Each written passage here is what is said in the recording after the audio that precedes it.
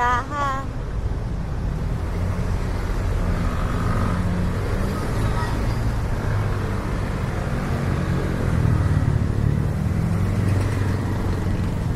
Ano po yun? Parang ano na lang. Sa Apo? Opo, pero meron po ako Facebook, kuya. Nakita, parang nakakita ako po.